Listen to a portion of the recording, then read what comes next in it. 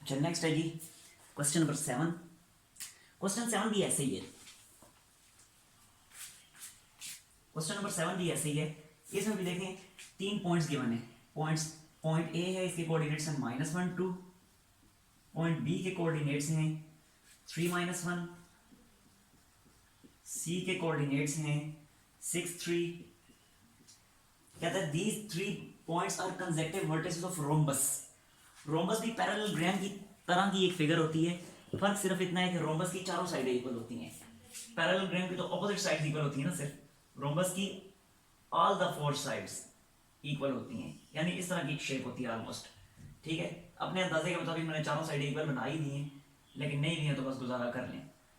अब ये point A है, इसके कोऑर्डिनेट्स हैं -1 2। जी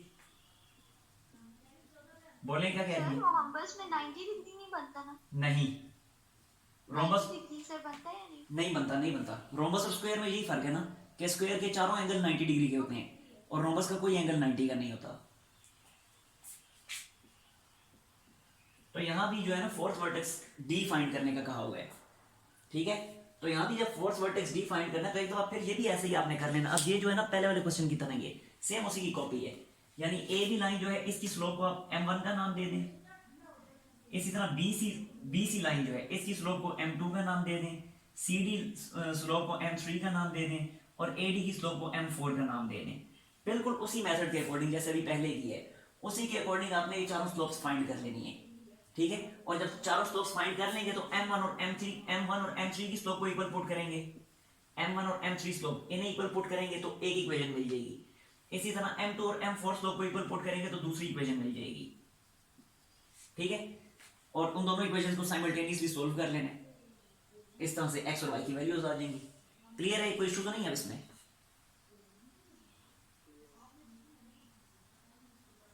यस नूर बताएं। अच्छा, साथ ही साथ इसमें एक और बात भी फिर कही हुई है, कहता है find the fourth vertex. Fourth vertex तक तो वैसे ही है, मजीद आगे कहता है show that the diagonal of the rhombus are perpendicular to each other. कहता है प्रूव करें कि इस रोम्बस से जो डायगोनल्स बनेंगे वो एक दूसरे के परपेंडिकुलर हैं। डायगोनल्स क्या हैं? यानी बी और डी को ज्वाइन करने वाली जो लाइन है, ये वाली जो लाइन है ये फर्स्ट डायगोनल है, और इसी तरह ए और सी को ज्वाइन करने वाली जो लाइन है ये सेकंड डायगोनल है। ये इस तरह से कहता है प्रूव करें ये दोनों डायगोनल्स भी एक दूसरे के परपेंडिकुलर हैं। अब हम क्या करेंगे कि डायगोनल ए सी जो है, डायगोनल ए सी उसकी स्लोप को आप नाम दे दें स्लोप ऑफ डायगोनल ए सी। ये देखें ए सी डायगोनल जो है इसकी स्लोप को फिर नाम दे दें m5 का। ठीक है, और फाइंड कर लें आप उसी तरह से, जो कि होगा 3 - 2 1 और 6 माइनस इंटू -1 यानी 6 + 1 7। ठीक होगा, ये डायगोनल ए सी की स्लोप आ जाएगी। इसी तरह डायगोनल बी डी की स्लोप आपने फाइंड कर लेनी है, slope of diagonal B D. अब बी डी की स्लोप कैसे आएगी? जब आप यहां से इन ये जो दो इक्वेशंस बनी थी इन्हें सॉल्व करके जब आप x और y की वैल्यूज फाइंड कर चुके होंगे, रिपीट कर रहा हूं, जब आप ये जो दो इक्वेशंस बनी है इन दोनों इक्वेशंस को सॉल्व करके जब आप x और y की वैल्यूज फाइंड कर चुके होंगे, वो x और y की वैल्यूज जब यहां पे यूज करेंगे और बी डी की स्लोप जब आप फाइंड कर लेंगे तो बी डी की स्लोप सिंपली आएगी -7। ठीक है, डायरेक्टली मैं आपको बता रहा हूं, ये आपने प्रैक्टिकली इस तरह इसको सॉल्व करना है, कैलकुलेट करना है। तो बी डी की स्लोप -7 आ जाएगी। इस स्लोप को नाम देते हैं पहले m6 का और ये आ जाएगी -7। ठीक हो गया। अब जब इनकी स्लोप फाइंड कर लेंगे यानी दोनों डायगोनल ए सी डायगोनल की स्लोप ये आ जाएगी, बी डी डायगोनल की जो स्लोप है वो -7 आ जाएगी। तो अब आपने कह देना है कि as m5 × m6 is equal to 1/7 into -7 equals to -1, कि ये m5 और m6 स्लोप की जो प्रोडक्ट है -1 की इक्वल आ रही है, तो लिहाजा प्रूव हो गया कि बी डी डायगोनल और ए सी डायगोनल एक दूसरे के परपेंडिकुलर हैं। So A C diagonal is perpendicular to B D diagonal. Clear है, ये कोई इशू तो नहीं है इसमें?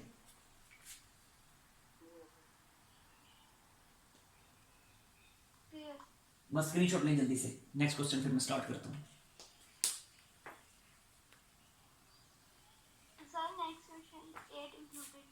सही है, क्वेश्चन 10 है, मुझे पता है। ये नूर हो गया।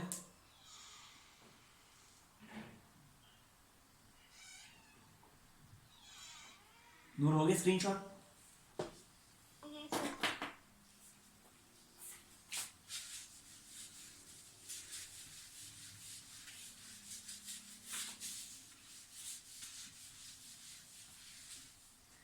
नेक्स्ट है क्वेश्चन नंबर 10।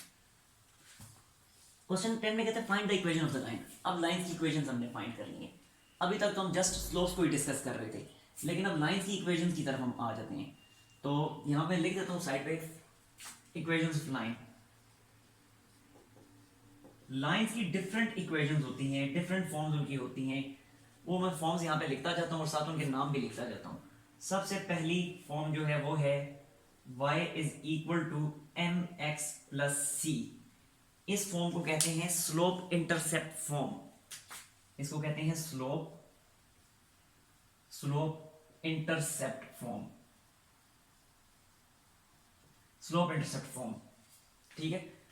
अब यहाँ पे m जो है वो लाइन की स्लोप है, यानी जिस लाइन की इक्वेशन आप फाइंड करना चाह रहे हैं ना, उस लाइन की स्लोप m है। और c जो है उसी लाइन का y इंटरसेप्ट है। यहां मैं लिख देता हूं y इंटरसेप्ट है। c is y intercept of line. अब y इंटरसेप्ट क्या होता है अभी बताता हूं। c is y intercept of line. अब y इंटरसेप्ट होता क्या है, इस चीज को यहां पे समझ लें साइड पे।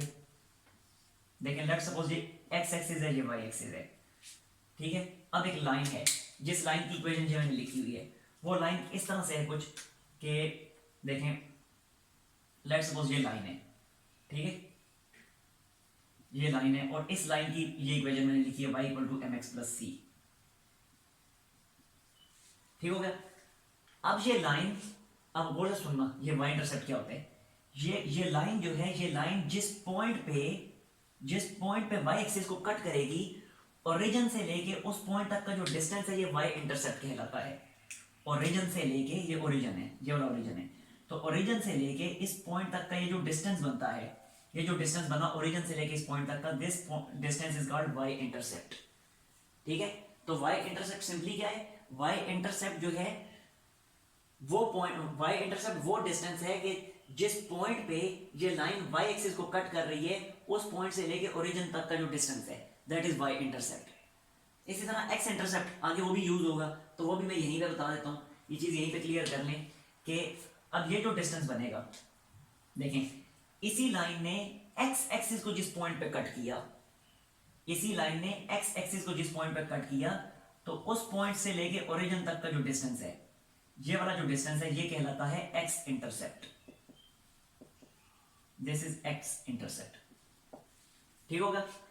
तो y इंटरसेप्ट क्या था, y इंटरसेप्ट ये लाइन y एक्सिस को जहां पे कट कर रही है उस पॉइंट से ओरिजिन तक का डिस्टेंस y इंटरसेप्ट है। और x इंटरसेप्ट क्या है कि यही लाइन x एक्सिस को जिस पॉइंट पे कट कर रही है उस पॉइंट से ओरिजिन तक का डिस्टेंस, ये x इंटरसेप्ट है। ठीक है, तो अब इस फॉर्म को स्लोप इंटरसेप्ट फॉर्म क्यों कहते हैं, क्योंकि इसमें स्लोप भी और y इंटरसेप्ट भी है, therefore it is called slope intercept form. ठीक हो गया। तो ये फर्स्ट फॉर्म थी। सेकंड फॉर्म है पॉइंट स्लोप फॉर्म। देखें जरा, वो ये होती है y minus y1 is equal to m into x minus x1। इसको कहा जाता है पॉइंट स्लोप फॉर्म। क्यों ऐसा कहा जाता है बता देता हूं अभी ये भी। This is point slope form. ठीक होगा। अब इसको पॉइंट स्लोप फॉर्म क्यों कहते हैं, क्योंकि इसमें स्लोप भी मौजूद है, ठीक है, और ये लाइन, ये लाइन, ये मतलब ये लाइन की इक्वेशन है ना, तो ये लाइन जिस पॉइंट से पास कर रही है उस पॉइंट के कोऑर्डिनेट्स x1 और y1 भी इसमें मौजूद हैं। ठीक है, तो जब कभी भी आपको इक्वेशन ऑफ लाइन फाइंड करने का कहा जाएगा और साथ ही साथ आपको स्लोप भी बता दी जाए और पर्टिकुलर पॉइंट भी बता दिया जाए कि जिस पॉइंट से वो लाइन पास कर रही है, तो आपने ये वाली फॉर्म यूज करनी है।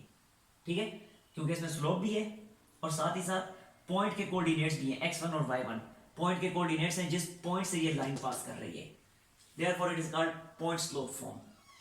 एक और फॉर्म देख लें, एक और फॉर्म है टू इंटरसेप्ट फॉर्म।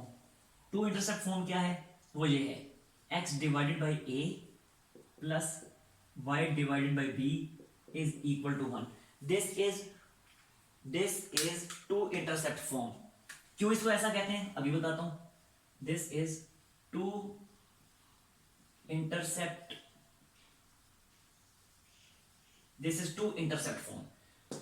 अब इसको टू इंटरसेप्ट फॉर्म क्यों कहते हैं, इसको असल में आपने इस तरह से पढ़ना है, गौर से देखें, ये लिखे ना x by a plus y by b, इसको a भी नहीं पढ़ना, बल्कि इसको पढ़े x divided by x intercept plus y divided by y intercept, क्योंकि इसमें x के नीचे जो a मौजूद है ये असल में x इंटरसेप्ट है, ये जो a मौजूद है ये असल में है x intercept of line, x intercept, और इसी तरह ये जो y मौजूद है ये है y इंटरसेप्ट,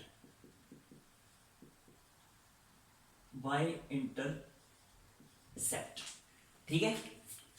मतलब ये यही वाली लाइन है, ये जो है ये यही वाली लाइन है, ठीक है।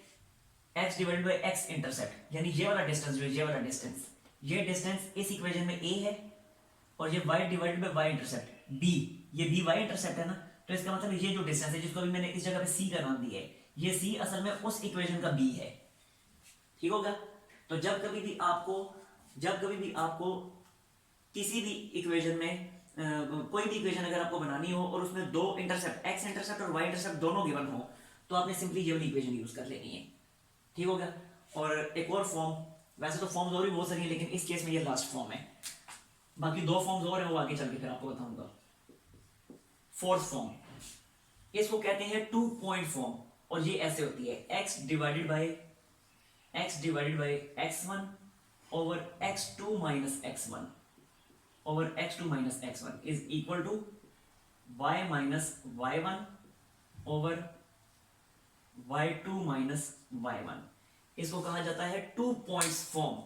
क्यों कहा जाता है बता देता हूं अभी, this is called two points form, two points form. क्यों इसको ऐसे कहा जाता है, इसको ऐसा इसलिए कहा जाता है कि अगर आप थोड़ा इसको तवज्जो से देखें तो यहां पे देखें x1 भी मौजूद है, y1 भी मौजूद है, x2 भी मौजूद है, y2 भी मौजूद है, मतलब दो पॉइंट्स गिवन है। फर्स्ट पॉइंट के कोऑर्डिनेट्स हैं x1 y1, जबकि सेकंड पॉइंट के कोऑर्डिनेट्स हैं x2 y2, ठीक है। यानी ये पर्टिकुलर लाइन जिन दो पॉइंट्स से पास कर रही है वो दो पॉइंट्स हमें गिवन है। तो जब कभी भी ऐसे हो कि आपको इक्वेशन कंस्ट्रक्ट करने का कहा जाए और दो पॉइंट्स गिवन हो, तो उस सूरत में फिर आपने ये वाली फॉर्म यूज करनी है। ये क्लियर है? अच्छा, ऐसे करें, इस पूरे का स्क्रीनशॉट ले लें इस समेत, क्योंकि ये वाली साइड में मैं मिटा दूंगा, इसका स्क्रीनशॉट लें, फिर मैं क्वेश्चन करता हूं।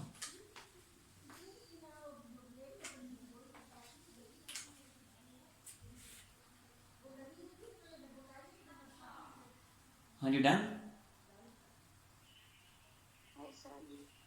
हमारा हो गया। अच्छा, फिर मैं इसे इस साइड को मैं मिटा रहा हूं, वो भी लिखी हुई है, ये मिटा रहा हूं मैं। देखें जी, क्वेश्चन नंबर 10 है,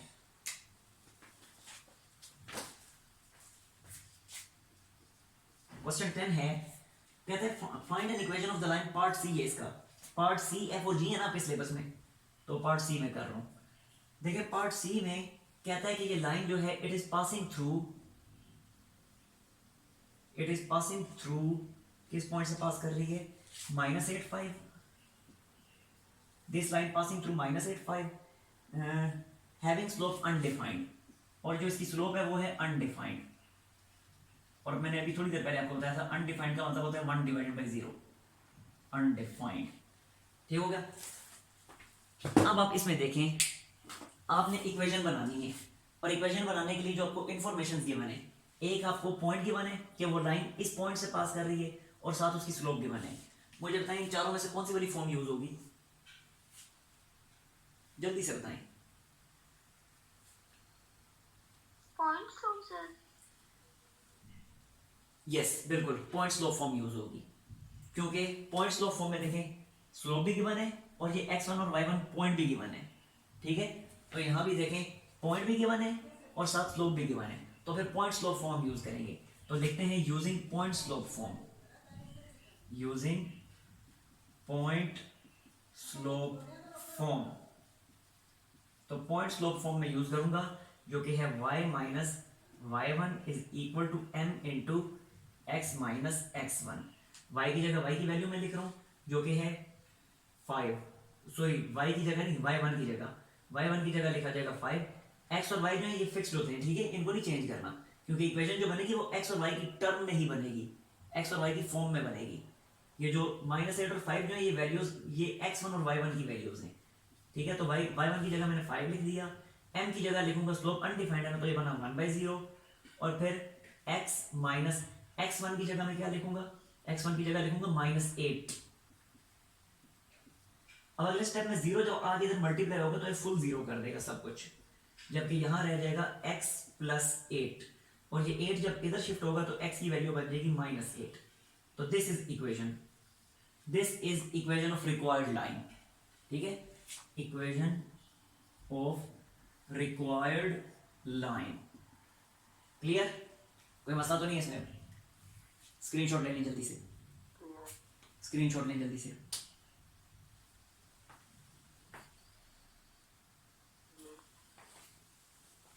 yes, no done? Yes, sir. अच्छा, इसके बाद है पार्ट एफ। पार्ट एफ भी देख लें।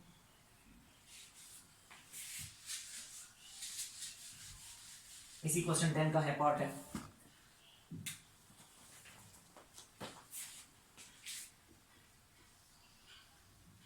पार्ट एफ में कहता है कि एक्स इंटरसेप्ट -3 है,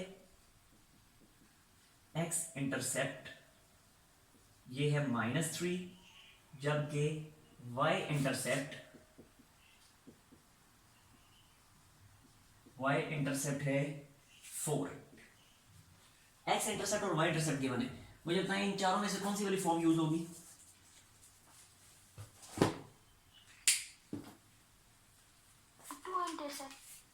टू इंटरसेप्ट फॉर्म, यानी ये थर्ड फॉर्म, क्योंकि ये देखें टू इंटरसेप्ट फॉर्म है ही यही, x over x intercept plus y over y intercept. अब x इंटरसेप्ट और y इंटरसेप्ट जब दोनों गिवन है तो जाहिर सी बात है यही वाली फॉर्म फिर यूज होनी है। तो यूज करते हैं using two intercept form, using two intercept form,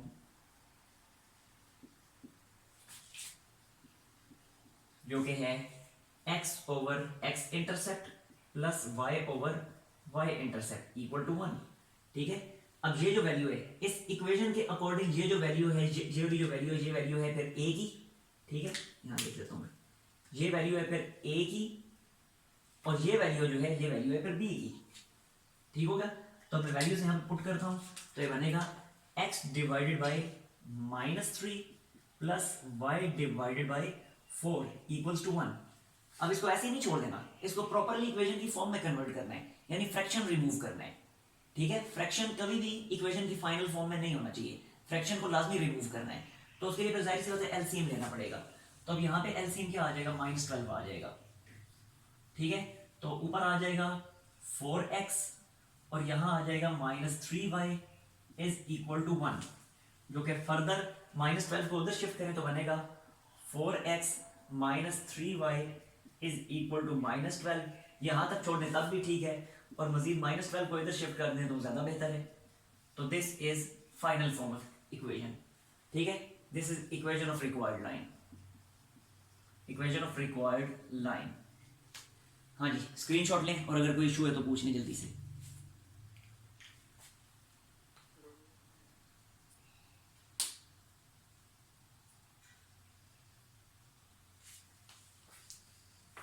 Yes, sir. अच्छा, मिटा रहा हूँ अब मैं इसको, और अब है पार्ट जी।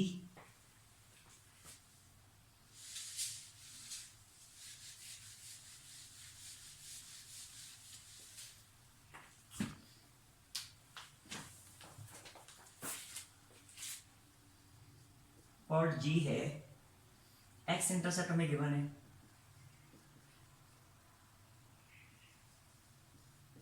एक्स इंटरसेप्ट में गिवन है -9 और स्लोप गिवन है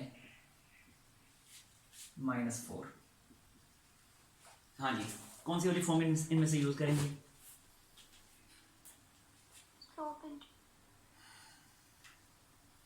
स्लोप इंटरसेप्ट फॉर्म नहीं, स्लोप इंटरसेप्ट फॉर्म यूज नहीं कर सकते क्योंकि इसमें सी वाई इंटरसेप्ट है, एक्स इंटरसेप्ट नहीं है।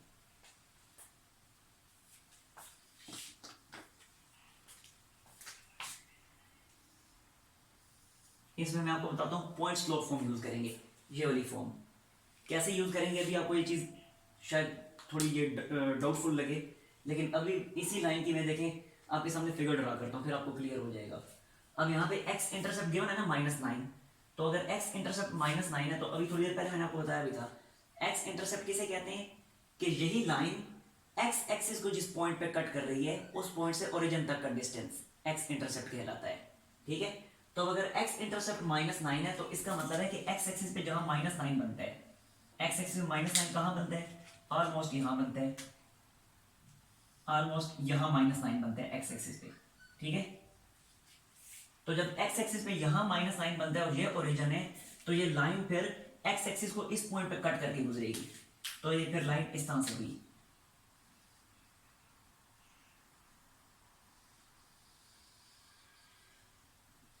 This is line. ठीक है, आगे समझ। अब जरा गौर से देखें, जब इस पॉइंट पे ये लाइन कट कर रही है x एक्सिस को, तो हमारे पास ये -9 जो है, -9 क्या है फिर इस वाले पॉइंट का, इस वाले पॉइंट का -9 इस वाले पॉइंट का x कोऑर्डिनेट है। ठीक है, तो अगर इस पॉइंट को मैं नाम दे दूं लेट्स सपोज पॉइंट A का, तो इस पॉइंट का x कोऑर्डिनेट -9 बन रहा है और y कोऑर्डिनेट क्या बनेगा, हमें पता है पूरी की पूरी x एक्सिस पे y कोऑर्डिनेट 0 होता है। ये बात याद रखनी है, मैं बोल रहा हूँ, रिपीट कर रहा हूँ, इस बात को याद रखना है, पूरी की पूरी x एक्सिस पे y कोऑर्डिनेट 0 होता है।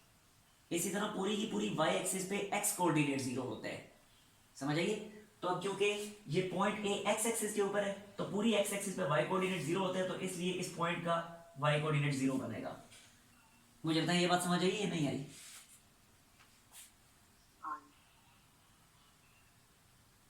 क्लियर? हाँ। ठीक, तो यहाँ पे अब फिर इस पॉइंट को मैं नाम भी देता हूँ, यहाँ पे मैं डिस्कस भी कर देता हूँ कि our required